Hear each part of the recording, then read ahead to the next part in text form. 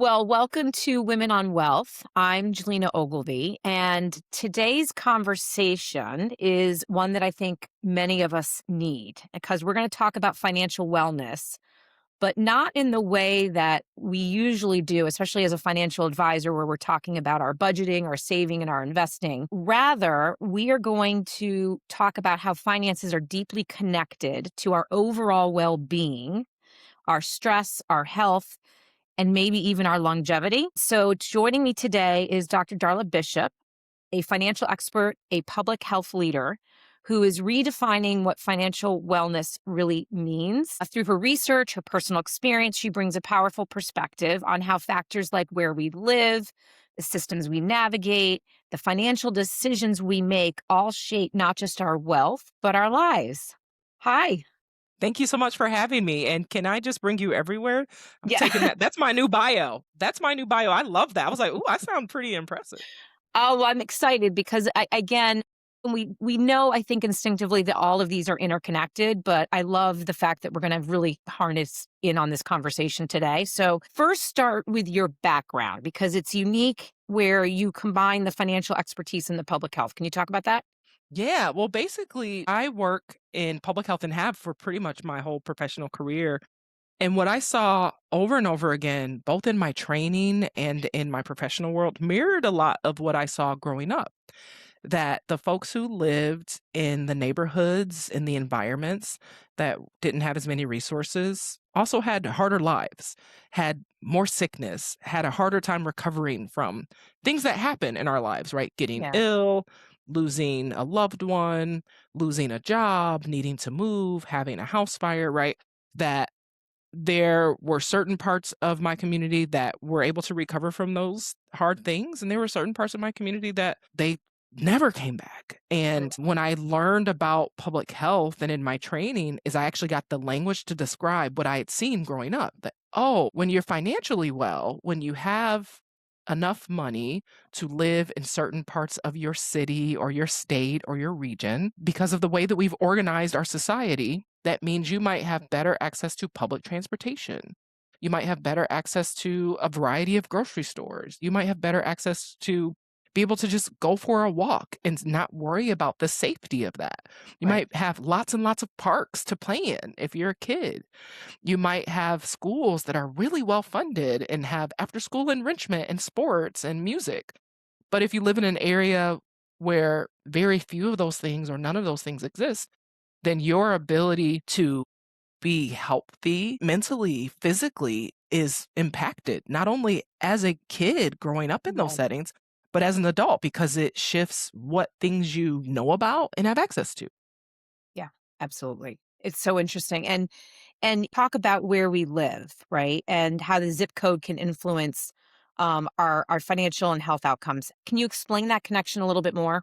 Yeah, so in the US, now I know you have a bit of an international audience, so I'll make this point. In the US, so much of what determines where you live is your income, right? Because it's basically how much rent or mortgage can this family afford. Now, there are a few situations where that may not be the case. Like if you're a student, right? So you're living at a university, you're living at a boarding school. So you might be living in a place different than the most other parts of your family. Or if you have a relative that allows you to live with them at a Yeah. lower cost because they've got an extra room, they've got a garage apartment, they've got something, right? So in those cases, maybe your income isn't truly driving where you live, but for most of us, where we Sure. decide to live is based on how much rent we can pay each month. Yeah. And how much rent we can pay each month is determined by how much income we have. And how much income we have is determined by our education, our skills, how easy it is for us to get to certain jobs. Do we have a vehicle? Do we have to rely on public transportation? Is public transportation available? So it's all connected Yeah. and it's all connected to where we live. Yep. Absolutely. And let's talk about you say redefining financial wellness. Uh what does that mean beyond the traditional idea of what we as financial advisors love to talk about, which is the budgeting and the saving and the investing? Well, part of it is one of the things that frustrated me as a young person who was really looking to understand money is I read a bunch of books, right? I talked to a financial planner. We don't have time for that story. So in talking with and reading all these books and talking with financial planners and talking to bankers to just be like, okay, I don't think I understand this, or how does this really work? What I felt was missing was like, it was like, well, if you just save and you're really responsible and you pay off your debt, then it'll all work out. I'm like, Right. okay, that makes sense. But I don't think you know this about me. I grew up poor, and poor is relative, but like, so I am not going to on purpose choose to only eat rice and beans. I am not going to on purpose choose to only eat cup of noodles. I am going to make sure that I have a fridge full of food because that's a thing for me. Like, I need a fridge full of food and a pantry stocked. And Mhm. so for you to tell me I just need to go bare bones for 6 months or 2 years, I have suffered enough. And Mhm. so that was frustrating for me because I was like, well, I can't live good now and also build my future. I have to like really sacrifice. That doesn't work for me Right. because I already did that part. Mm. I Right. already did that part. So no thank you. The other part that was frustrating too, and which is why I've worked to put this into the financial wellness piece, is like sometimes our communities require us, the culture of our community, the culture of our family, the culture of our neighborhood might not be such that I can be like, I'm only focused on me right now. And Mhm. so no sister, no neighbor, no cousin, no extended family member, I can't help, I can't support, I can't contribute. That doesn't work in my cultural context. That does not work for my family. It didn't work for me, Sure. right? Where if I had it and someone in my life needed it, please take it from me. Mhm. Please. Because if you have it, and I need like, if you have it and I need it, then we will all work together. Right. And so many of the financial wellness tropes out there were, you know, buckle down, be careful with your spending, which are all the right things, but left out my cultural context of wanting to and needing to contribute well to my siblings and to my Mhm. mom, and if I had something to share it. And so wanting to make sure that people who might have similar either life experiences or even just like don't want to feel like they are suffering in order to have some better future can Mhm. build that joy in Sure. now, because that happiness, that self-satisfaction is all part of wellness, and there are ways to do both. It just means you do things in a slightly different order or in a slightly different way, but it's about the intention. Okay. And is part of it, as I'm hearing you go through this, I mean, how many women do we know don't prioritize themselves? And I think is that part of the mindset shift that we have to kind of talk about where we have to prioritize ourselves? Absolutely. One of the things that I am famous for among my friend group is they're like, well, Darla loves to throw money at problems. You know what? I absolutely do. And part of it is because I recognized maybe through therapy, maybe through a great relationship, maybe through a bad relationship. I don't even remember how I came to know this, but like the people around me, even if they love me deeply, even if they want to contribute positively to my life and my well-being, whatever that means from them and Mhm. for me, I am the only one who gets to slash has to live in this body, live in this brain. And Yes. so I have the full responsibility of making my life work the way it works for me. Mhm. Now, that doesn't mean that I'm gonna, like, completely ignore that I have a spouse and children and responsibilities, but I Sure. am also going to make sure that there's something there for me, because one day my kids will grow up, and Right. hopefully they're off living big, beautiful lives that I get pictures and texts about. And one day the job that I have won't be my job anymore. Yeah. And one day my spouse will just be in a different stage of his own life, right? And so if I'm there, what's gonna be left in and with me? And so I gotta Yes. build that up now. I can't wait until my kids are grown, until my husband retires. I These are things that I have to build in now. And, like, because I had a rough go in certain parts of my youth, I was like, it turns out I've suffered enough. So, like, why wouldn't I design my life? I get to design my life in Mhm. a lot of ways, right? Within the context of systems, within the context of roles, within the context, but I get to design and make a Right. lot of choices about how certain things in my day and my week go.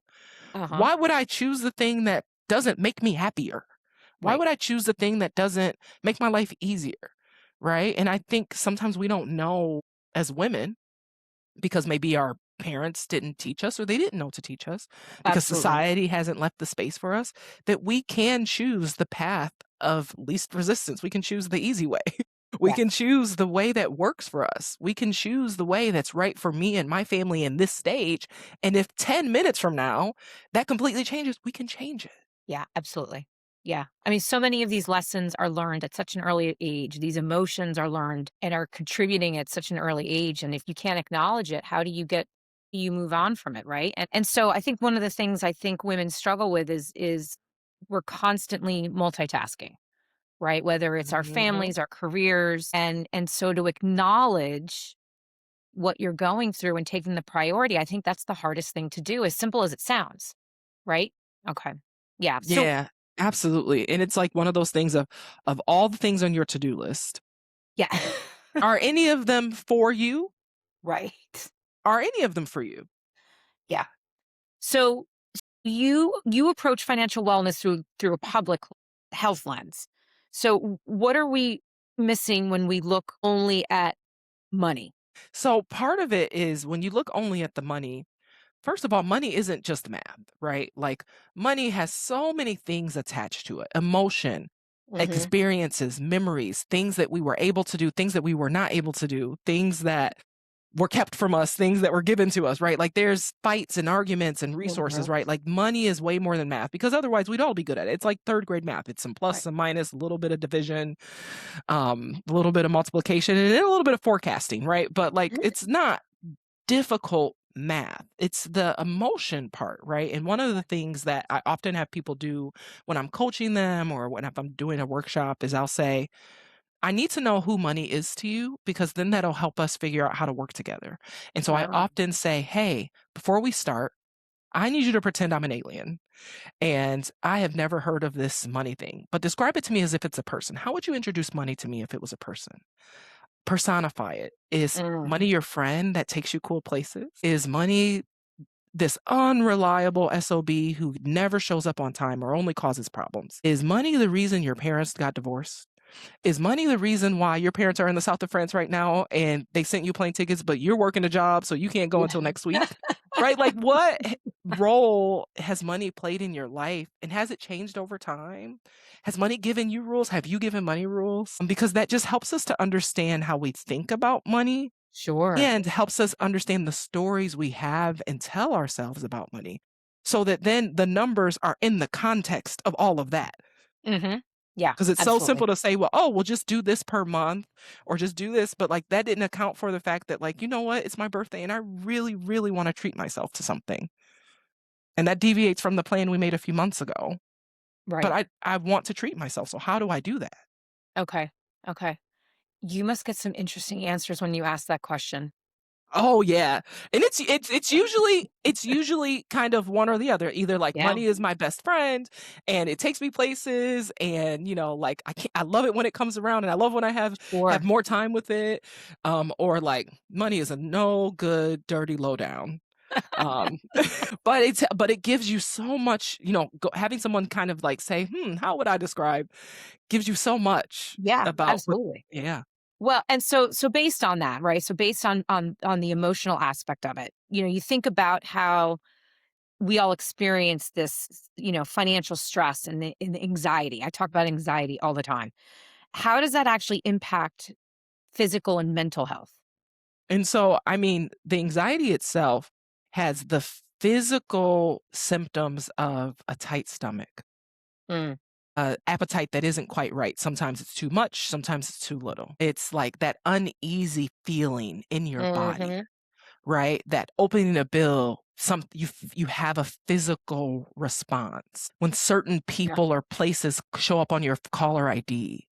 Right? That Mhm. there's a physical response. It might be sweat, it might be a change in your heartbeat, it might be a Yeah. gasp, right? Like that Mhm. there's a physical reaction that happens if money is a big stressor for you, Okay. right? Right? Yeah. And it can be outsized. And then mentally, if you are thinking about, well, darn, how am I going to do this? That means that when you're at work, you're distracted.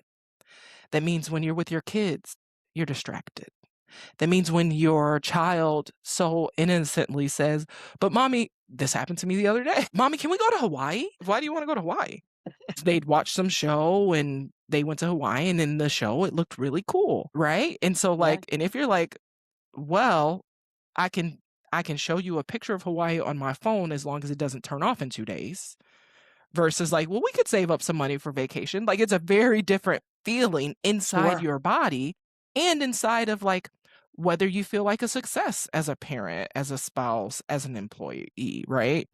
And so it affects all of those things. And Mm, one of the things I started doing late last year is working with employers and corporations, because I was talking with people, just trying to understand like, what money issues are you seeing with your staff, right? right. What things are coming up? Because I'm not a professional, I'm not a certified, um, like a CFP or anything like that, but I'm an educator, and so I'm just interested Sure. what types of things are coming up. And they're, well, we're noticing, because we started asking why people are leaving, especially some of our frontline staff.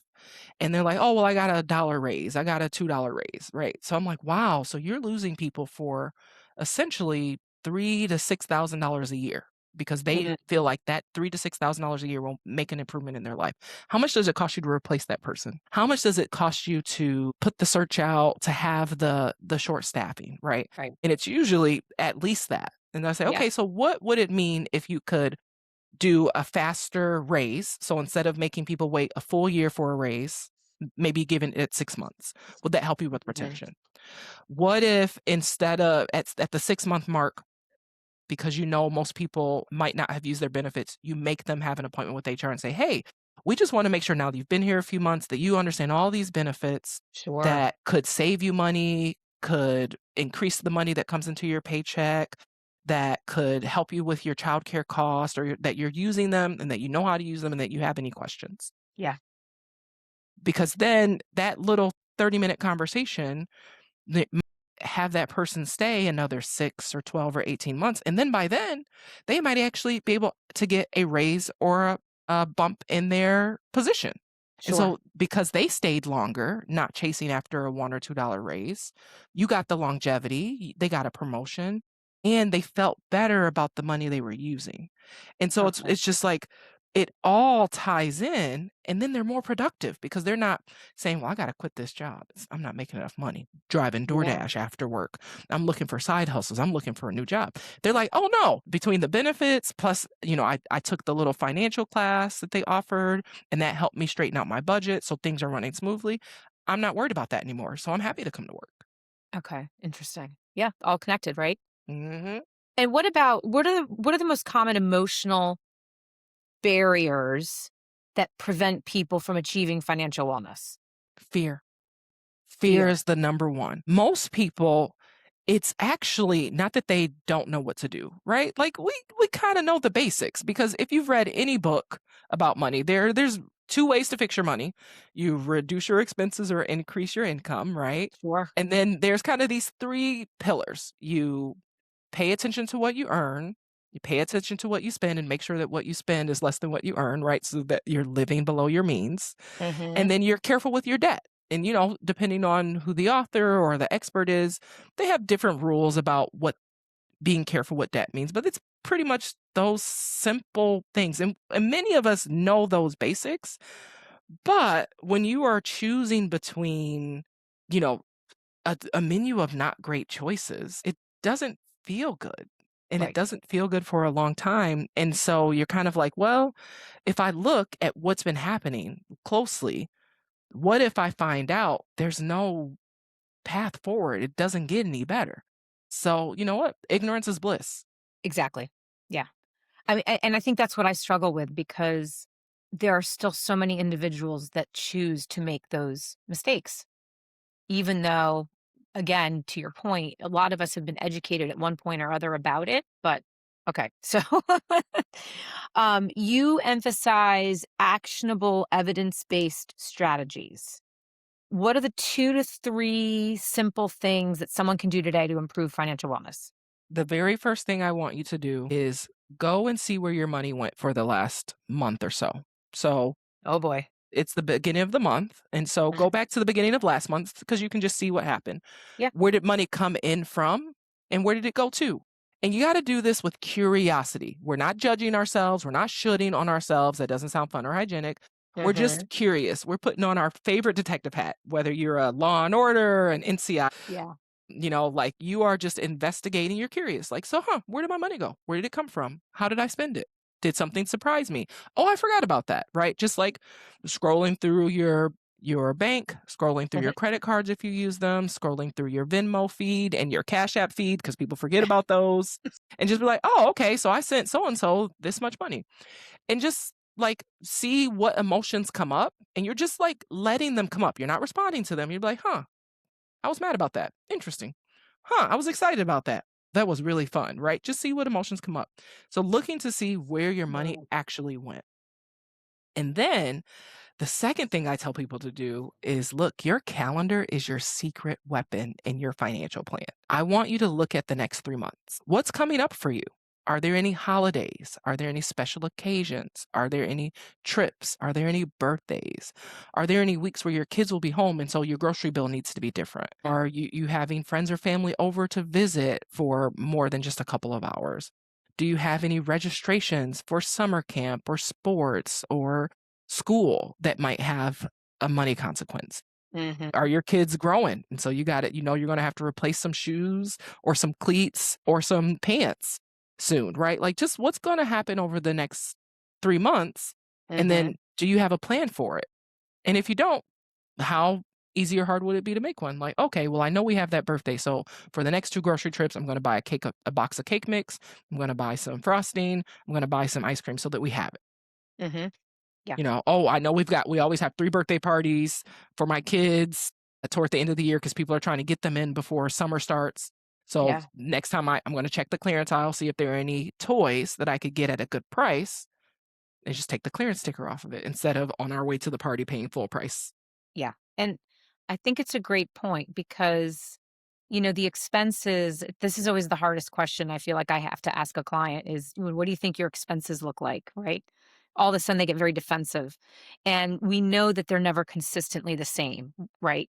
To your point, over the next few months, we're recording this in April. Well, the next few months we're going into summertime. And if you have kids, that usually means a lot more money to camps and activities, et cetera. Mm. So, right, so the planning is crucial. So, I thank you for saying that. And what about so how do you help people build both the financial and the physical resilience at the same time? We literally just have to do it. Like, you can't be in your head. If you wanna get better at money, you gotta do money, right? Yeah. You gotta actually look at your numbers, and Mhm. even if they're ugly right now, one of the most powerful things you can do as someone who wants to shift how money works in your life, how you would describe it as a person, Yeah. is to take a literal piece of paper and a writing utensil, your favorite. It could be a crayon, it could be a marker, it could be a colored pencil, it could be I love what are these called? Mechanical pencils. I love Oh, yeah. mechanical pencils whenever I'm doing like anything that's kind of mathy. It reminds me of being in math class, right? Yeah. And I was a nerd, so I loved math class. Love it. And it's something so powerful about just sitting down and be like, okay, I owe all these people and places money. I owe my mom 20, I owe my cousin this, I have this credit card, I have this loan. And at first you might be like, oh man, I can't believe I owe so much money. But then you might be like, wait, this is just a piece of paper. Yeah. This is it's just a piece of paper. And these are just numbers on a paper. And now that I actually see it in one place, I Mhm. could actually probably pay my mom back this week on Friday when Right. I get paid. Well, guess what? Start checking it off. I have one less person or place that I owe money to. Right. My cousin's gonna have to wait because that's a little bit more money. But you know what? I could change how I do this one so I could get this one off my list in a couple months. Right. And I can get this one off my list till the next year. It's like you gotta take the action, even if it's ugly, even if it's imperfect, because Right. then you get your confidence back. So many people say, well, I'm just not motivated, or, I've failed before and I don't know. I'm like, yeah, you need to do. You cannot think your way through this. You gotta do something. Do You it. gotta pick up a phone, you gotta ask a question, you've gotta transfer some money, you gotta have that hard conversation. And Yeah. the more you do it, the easier it gets. Okay. Yeah. It's creating those priorities and going through them systematically, right? hmm And even when you start, it might not feel systematic, but nothing is No. wasted. Nothing is wasted. That conversation you had, that plan to pay off the debt, the looking for a job that might pay you a little better, those all can help you get closer to where you're trying to get. Absolutely. Yeah. And one of your key ideas is optimizing our three currencies. Mhm. Yeah. So the three currencies being time, energy, and money. So how do we think about balancing them? Yeah, so you talked about this earlier, like, as women, society has made us, forced us, required us to be very good at multitasking. We're managing all types of stuff at the same time, right? Whether we want to or not. Whether we want to or not.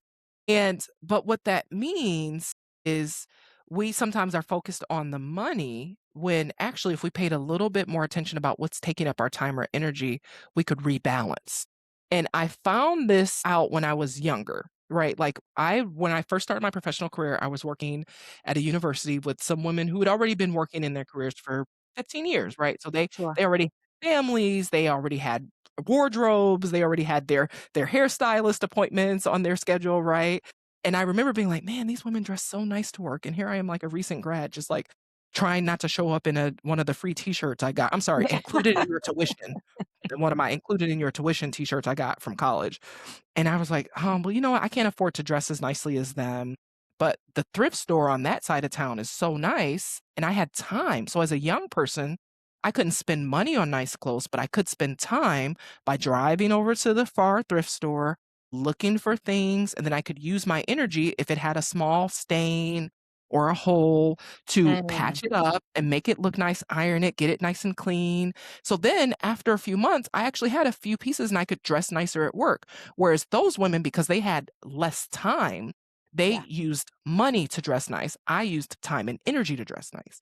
And so, what are ways that you can fill the gaps in one of your currencies by paying attention to all three? So, Got if it. it's a crazy week and your spouse is traveling and you've got kid pickups, can we please spend some money on Mhm. babysitter or a temporary nanny or the aftercare service just so that you have a smooth week despite having a change in your schedule? Yeah. If money is tight and you're like, "We're not doing that summer camp this year," can you do a swap with another mom? Be like, "Okay, guess what? We'll do Camp Darla on this week in June, and we'll do Right. Camp Julina on this week in June." So that way I have the kids from 9 to 5 or from 5 to 7, and you have them, but that way you have some space if you don't have the money. Got it. Yeah, absolutely. And I have to imagine that you kind of rebalance those as you go through your own stage of life. Yes, all the Yeah. time, because at different sometimes weekly. Sometimes it's weekly for me where just because what's Mm. happening with me, what's happening with work, what's happening with my spouse, what's happening with the kids. Sometimes like last week, I had all the time in the world. We were on vacation. It was spring break. It was great, Yeah. right? But we spent a lot of money Yeah. because we were in Orlando. And so, there's just Yeah. so many opportunities to have fun and spend money in Orlando. Whereas this week, like money's back to normal. Mhm. Okay, cool. But oof, we're catching up from being off work and out of our activities and getting in Right. bed late. So my time and energy is a little thin. Mhm. So Yeah. I'm using money to make up for it. So Yeah. I'm having the babysitter come a little extra. I'm having the cleaning lady come a little early. Yeah. Cause it's like, you know what? I need to recover my time and my energy. So I'm gonna use the money I have to do that. Yeah. But I love that you're acknowledging all of this because I think that that helps with the whole anxiety piece Yeah. that I'm constantly referencing. And you've done research on the connection between credit scores and life expectancy, Yeah. which candidly I've never really heard of before. So can you talk about that? And I can't take full credit from this. A lot of this work actually comes out of Operation Hope, which is John Hope Bryant's work. Okay. They were looking for a way to map resilience in neighborhoods. And one of the best ways that they found was to look at credit scores, average credit scores in the neighborhood, because what they found out was when you look at the zip code level of the average credit score for that zip code, the areas with low credit scores, so let's say 500 range, Hmm. compared to an area that had a high credit score, 700 range, that the life expectancy could differ by 10 to 20 years. And as a Wow. public health brain, I was like, well, duh. Well, duh. Because if you have a strong credit score, that means you have access to credit. Mhm. And when you have access to credit, if something bad happens in your life, a job loss, an unexpected illness, a death of a loved one, and you Mhm. can't do your normal working, you can't do your normal income, the credit can float you, right? Right. Like, for instance, if we lose a job, we've got a few months saved, but then if it takes us a long time, we could then rely on credit temporarily for a few months so that our life didn't have to drastically change for probably Sure. about 6 months. Yep. But if you don't have access to any credit or you have access to really expensive debt, like payday loans or really high interest rate credit cards, one, Mm. it's either not worth it or the money is so expensive that it makes your situation worse. And so if you had a job loss, you might not be okay for more than a few weeks. Right.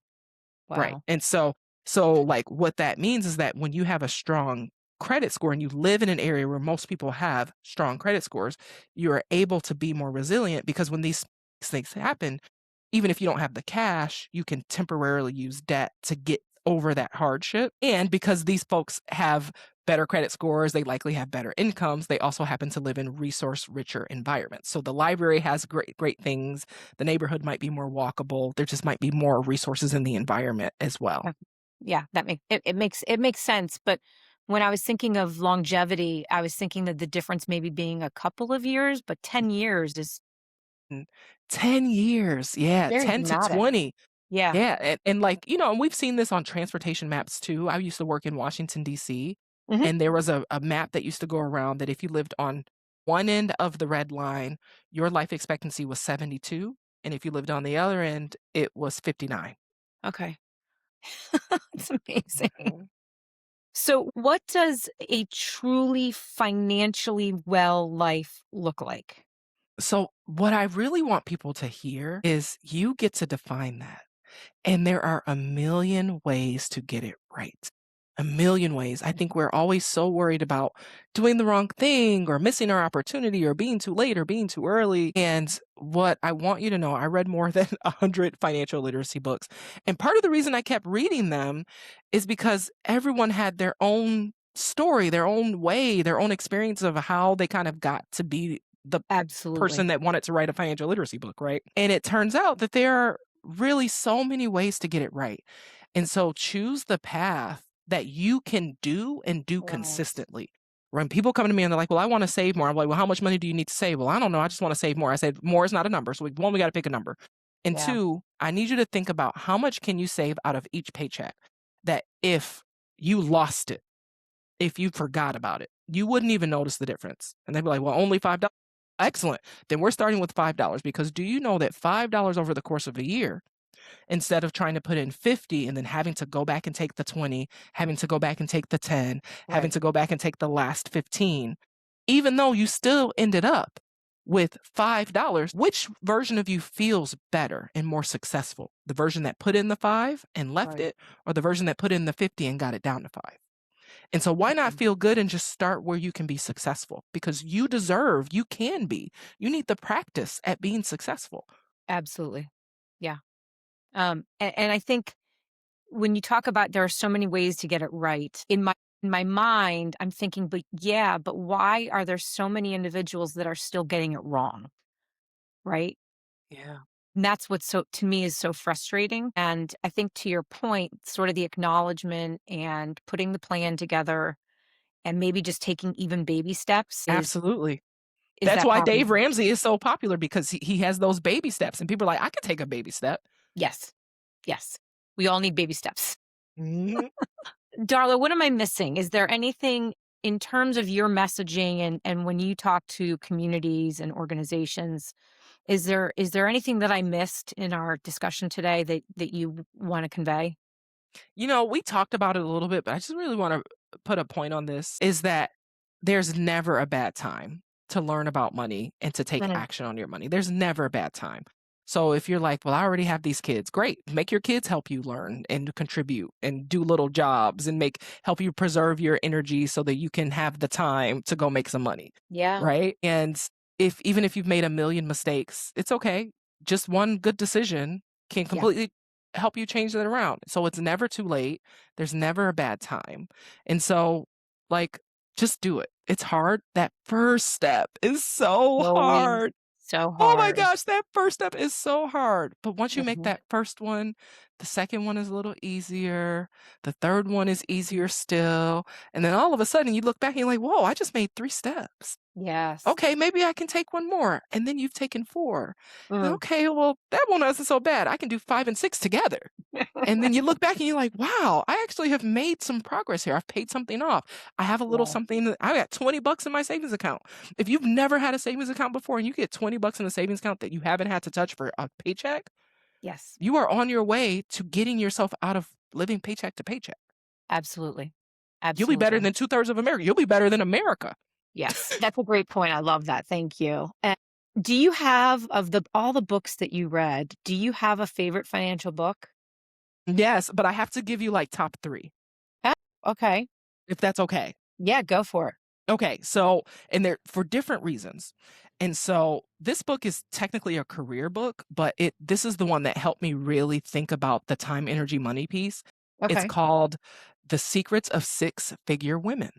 Okay. Yep. And so it yeah, and to me, Barbara Stancy and it just really helped me to understand like, oh, okay, I have to pay attention to all of these different things Yeah. in order to make it work. Okay, I can do that. Now that I know, I can do it. Done. Yep. Boom. Another book that I really loved was The Simple Path to Wealth because I Okay. think as a parable, it just takes you through this story. And Yeah. you're like, well, maybe money isn't so scary. Well, maybe I could do it this way. Interesting. And then okay, and this one, I gotta say this one, The Yeah. Note Card. Now, the note card, this was written by a public policy professor. So this is like totally my people. And what got him into write the book is he was like, he'd had this big thing happen in his life, and he was like, I'm a professor. I am a very smart person. My wife is not dumb either, but we had this money issue and we didn't know what to do. So he was like, well, I'm going to go read. He started reading. He was like, all this stuff was complicated. It shouldn't have been so complicated. Because Right. again, I'm a smart person.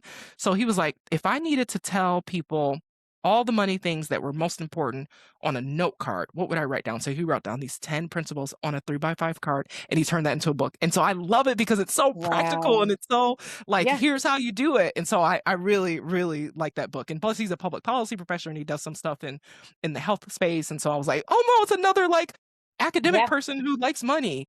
And then of course my books, How to Afford Everything, because I think what I wanted to do with How to Afford Everything, I've done, which was Yes. take all of the lessons and the stories that I read from having taken in more than 100 other books and Yeah. solve those two gaps, those two problems where I was like, no one's telling me where to start and where to go next. If all I've had was bad examples Yeah. or I am the bad example, like where do I even start so that I can start and not just kind of be stuck in analysis paralysis. Absolutely. Right? And then the second thing is like, I need to put my mom in my budget, but everybody's telling me to cut her off, and that doesn't feel good for me. So how do I put my mom or my sister or my favorite charity or Right. my community work or my church or whatever that thing or that place or that people, how do I keep those things in my budget and still Mm. pay my bills and save for the future?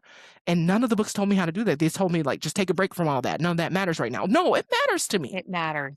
And so Absolutely. wanting to show people that there is a way to do both. It might mean maybe you're paying off debt for 6 more months, but you got to see your sister go to prom in a dress she adored. Maybe it means you take summer classes instead of and like so you can graduate on time, Sure. but you got to see your brother in little league football championship because you helped pay those fees, Right. right?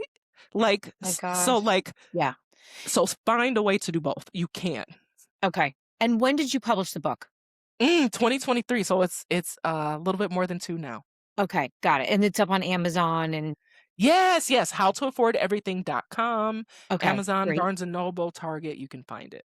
Perfect. Well, Darla, congratulations and thank you for your insight. I was laughing when we first jumped on our webinar here because you were all excited and you're wearing your Michigan, I right? am. Since they beat UConn last night and They did. oh my gosh, you have it in your phone too. I'm a Michigan alum, so Well, there you go. Well, and I was laughing, but that's not what you said. You're like, "It's financial literacy month." And I was like, "It Oh, because you is." thought I was gonna say go blue. No. No, it's financial literacy month. This is like it's the most wonderful time of the Love it. year. I love it. It's great 'Cause, like, timing. I talk about money every day, but, like, in financial literacy month, people actually listen.